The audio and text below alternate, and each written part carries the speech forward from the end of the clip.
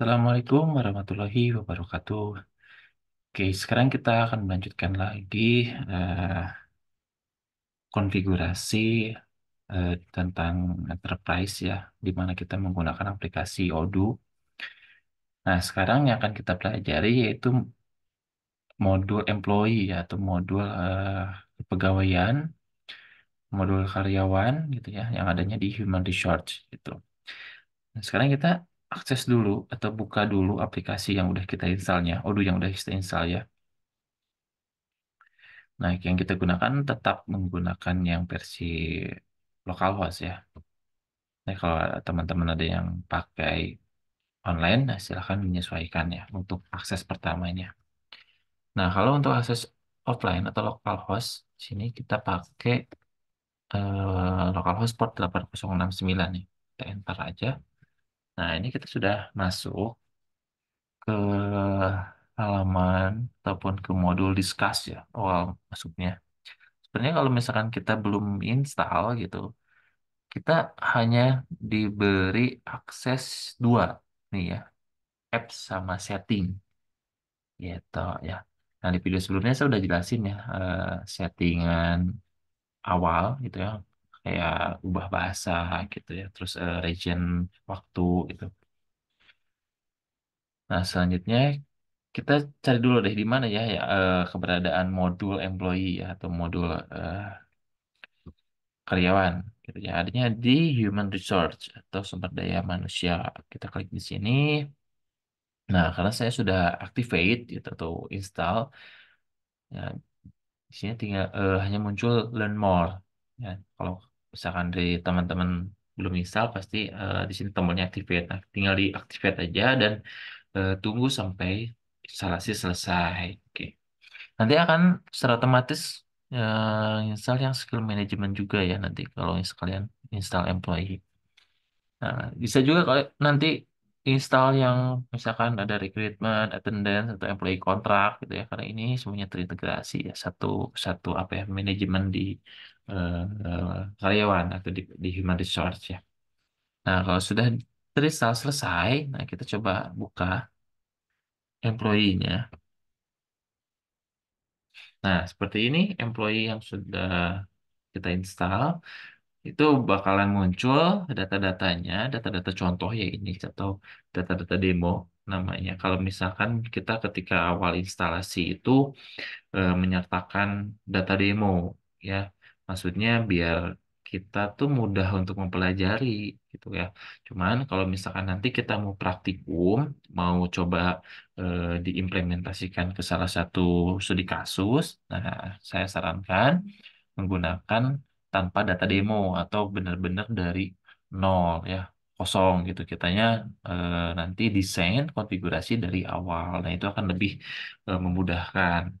Nah, yang terpenting kita udah ada konsepannya, sudah ada bahan eh, apa ya, bahan analisisnya, bahan untuk desainnya gitu kan, sehingga memudahkan nanti untuk konfigurasi aplikasi Odoo ini.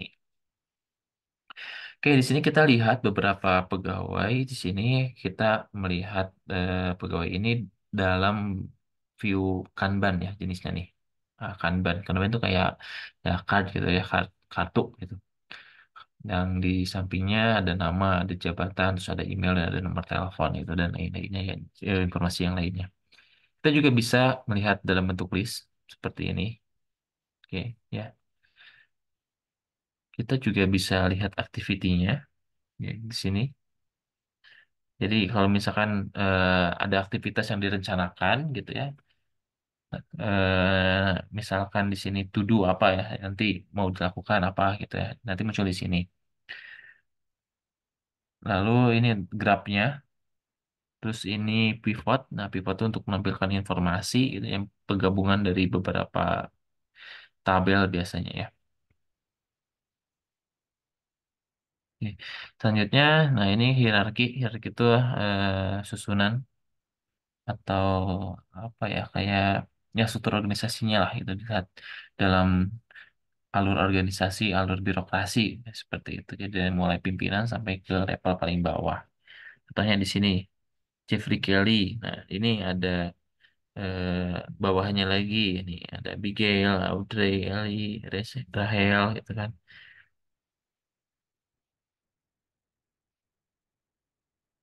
Oke, seperti itu ya.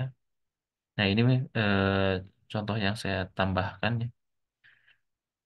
Nanti kita coba tambahkan pegawai ya.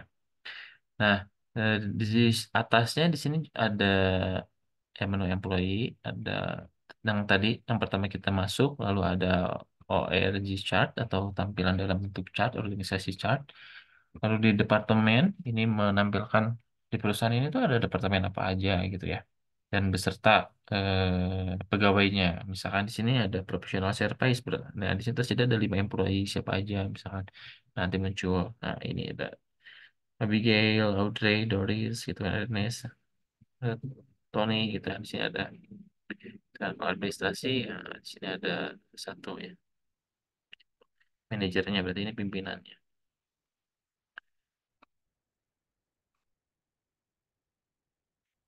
Oke. Selanjutnya ada reporting. Nah, reporting ini terkait dengan skill dan certification gitu.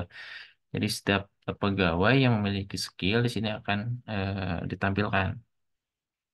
Nah, misalkan, nah ini saya ada 3 skill, misalnya programming language, terus ada 2 bahasa, ini ada English, ada French, ada, lalu ada skill levelnya. Nah, ini ada A1, ada A2. Sebenarnya untuk level ini kita bisa bisa set ya, kita bisa eh, tambahan. Misalkan saya punya skill musik nih gitu kan. Oh, ternyata di sini gak bisa dimasukkan gitu kan. Nah, kita harus masuk ke konfigurasi dulu gitu, menambahkan skill musik. Nanti kita contohkan. Oke. Nah, selanjutnya ada certification. Nah, sama sih certification juga dengan yang tadi skill. Di sini menampilkan siapa aja atau employee siapa aja yang sudah memiliki certification. Nah, ini ada AWS, ada MongoDB, dan ada Oracle DB gitu ya. Nah, di sini ada konfigurasi. Nah, ini konfigurasi settingnya kita coba buka satu-satu ya. Oke, ini sih tentang apa ya, absennya, kontrol absen gitu kan. Nah, bisa diambil dari eh, status di sistem. Jadi si usernya kalau misalkan dia login ke di sistem, misalkan itu akan terekam ya, terdeteksi untuk kehadirannya. Atau bisa kita checklist based on attendance. Berarti dia harus melakukan absensi di modul absensi. Biasanya kalau kita install, eh, muncul fitur absensi di sini biasanya di atas gitu ya. Untuk melakukan absensi yang nantinya bakal minta akses untuk eh, apa ya, izin menggunakan Maps, sorry, GPS ya, GPS-nya di device yang kita pakai gitu ya. Terus ada work organization. Nah, si perusahaan itu pakai sistem jam kerjanya ya seperti apa ini ya. Oke, yang digunakannya di sini ternyata 40 jam per minggu. Ini ada banyak sih yang lainnya gitu. Ini tergantung dari kebijakan di perusahaan. Employee after drive, nah ini agak usah di kita ubah. Nah, selanjutnya ada konfigurasi yang lain, ada departemen. Nah, berarti ini tuh kalau misalkan kita mau manage departemen yang udah yang ada di perusahaan kita gitu. Sama halnya dengan yang di sini, departemen yang di sini gitu ya. Kita mau nambahin, nah sama aja itu dengan nambahin departemen gitu. Ya. Nah, ini kita masukin, terus nanti manajernya siapa di sini, terus employee-nya ada berapa, pegawainya, langsung ini parent departemen tuh eh, dia induknya ke mana gitu ya, nginduknya gitu. Kayak misalkan ini ada professional service. Nah, professional service ini departemen ini dia nginduk ke departemen manajemen. Nah, terus ada research and development, misalkan dia nginduk ke manajemen gitu ya. Dan ada R&D USA di sini nginduk ke manajemen atau research and development seperti itu ya. Kita juga bisa ngasih warna yang berbeda sih dengan warna-warna sebelumnya biar mudah untuk apa ya, membedakan dengan departemen yang lainnya. Oke, gitu. Nanti kita tinggal isi aja ini dan di save. Sebentar, kita di scroll dulu yang adanya. Nah, selanjutnya work location. Nah, work location ini kita bisa menambahkan juga tempat di mana pegawai kita bisa melakukan atau bisa bekerja gitu ya, gak hanya di on building gitu ya atau di dalam gedung saja, tapi juga bisa bekerja di rumah ya, di kantor di sini ya, terus pun di tempat lainnya di kafe misalkan ya. Nah, ataupun misalkan si perusahaannya dia ada 5 lantai itu gitu, jadi bisa di setting sampai sana gitu. Tempat di mana dia atau ruangannya ya, ruangannya di mana gitu. Ini juga kita bisa set sesuai dengan jam kerjanya si pegawai. Nah, selanjutnya ada departure. Nih, departure tuh alasan dia keluar dari pekerjaannya gitu kan, alasan dari dia berhenti bekerja gitu kan. Yang pertama ada fire gini kan, dia dipecat gitu. Resigner dia keluar, jadi dia mengundurkan diri gitu ya. Retired dia pensiun. Ya, gitu ya. Cuma ada 3. Kalau misalkan ada alasan yang lain, nah silakan ditambahkan di sini. New ya, klik new. Terus ada skill types. Nah, di sini tadi maksudnya kalau misalkan eh, skill musik mau ditambahkan gitu ya, tinggal kita new aja di sini. Jadi yang bawaannya di sini ada berapa ya? 1, 2, 3, 4, 5. Ini saya udah tambahin ya database. Ini ada 5. Termasuk juga dengan apa ini? Ya skill, detail skillnya. Misalkan IT. IT-nya di bidang apa sih? Oh, big data misalkan gitu. Nah, misalkan kalau mau nambahin lagi, new. Nah, ini skill type-nya misalkan music. Nah, headline. Musiknya misalkan apa tuh? Eh, gitar misalkan. Ada piano misalkan, ada vokal misalkan ya. Oke, terus nah skill levelnya kita mau pakai berapa level misalkan eh, levelnya M1 misalkan progresnya berapa nih kalau dia ada di level 1 gitu, mau level 1 gitu level tertinggi atau level terendah ya itu tergantung ya dari settingan kita, misalnya kasih 50 gitu kan, terus M2 misalkan kita kasih 75 misalnya. Nah, dengan M3 misalkan kita kasih 100 misal ya. Ini nilainya sih ini hanya untuk mengakui eh, skill musiknya. Nah, kalau sudah jangan lupa kita save di sini. Tombol save-nya save manually. Nah, oke, kalau sudah kita tinggal balik lagi ke skill type-nya. Nah, berarti kita masukkan itu music ya. Oke, ini udah muncul ya. Nah, selanjutnya kita coba ke konfigurasi yang lain.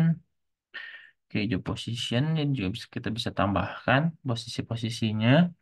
Jadi kalau kita sudah paham, sudah tahu ruang lingkup dari perusahaan gitu ya. Nah, ini sebenarnya tinggal kita konfigurasi aja sesuai dengan kebutuhan dari perusahaan itu ya, gitu. Kita bisa tambahkan juga di sini job position. Terus employment type juga ya, status-status dari para karyawannya gitu. Di sini ada permanen, ada temporary, seasonal ya, interim, full time dan part time.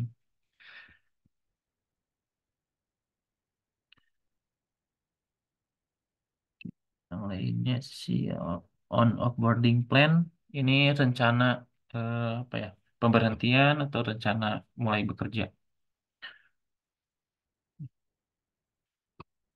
Selanjutnya ada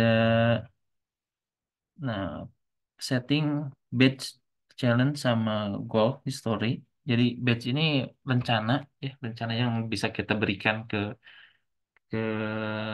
para pegawai kita. Ya, misalkan nah problem solver misalkan kita bisa grant this batch.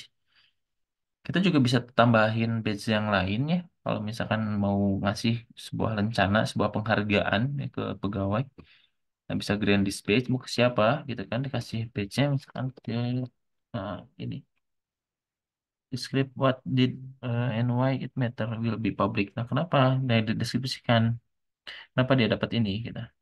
Ya, dia ini akan tampilkan secara publik dah.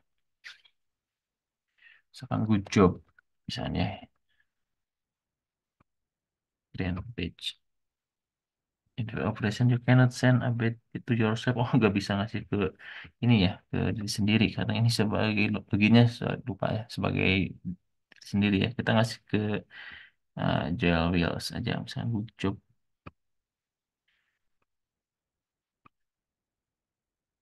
Oke, sudah ya, udah dikasih tuh, gitu.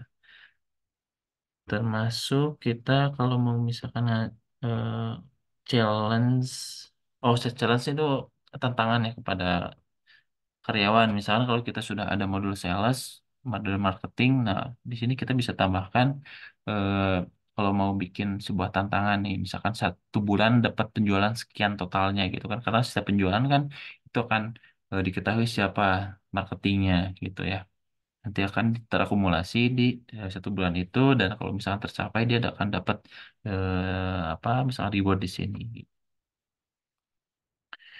Oke, selanjutnya oke goal history. Nah, kalau misalkan ada yang sudah selesai dari tantangan itu, dari tujuan dari setiap karyawannya yang sudah ditentukan oleh perusahaan, dia muncul di sini. Gitu ya. Nah, itu untuk employee ya. Sekarang kita coba untuk menambahkan employee di bawah, coba di bawah konsultan ini ya. Kita coba new, namanya misalkan John. Dan Van Dam. Job positionnya kita coba departemen ini ya, departemen dulu. Kita pilih departemennya, departemen manajemen and administration. Nah, ini manajernya kita bisa coba kita ubah ke tadi tuh ada siapa di bawahnya, Habib Lutfi ya, coba.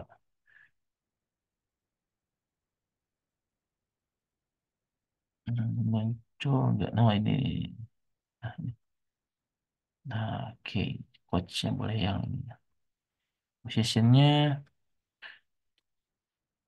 konsultan staff misalkan ya. Lihat konsultan staff. Nah, ini tagnya konsultan.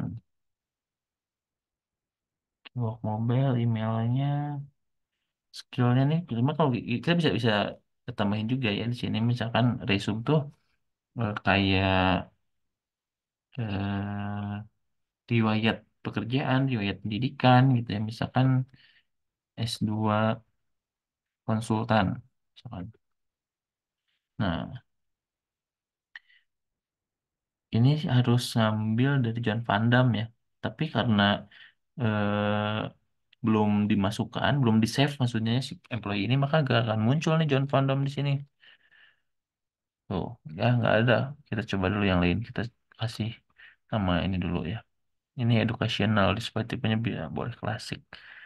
Durationnya seharusnya sih eh dari awal masuk sampai dia selesai gitu ya.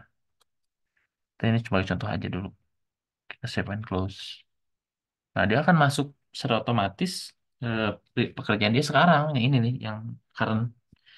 Ini yang dulunya. Kita coba save ya. Ya, oke, skillnya dulu kita kasih deh. Skillnya dia di IT lah boleh. Jangan yang agile, kita cari yang big data aja. Ini kasih yang 50 intermediate. Save and close. Oke, kita sudah selesai. Kita coba save.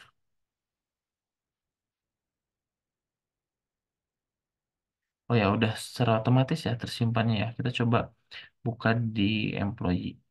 Muncul nggak?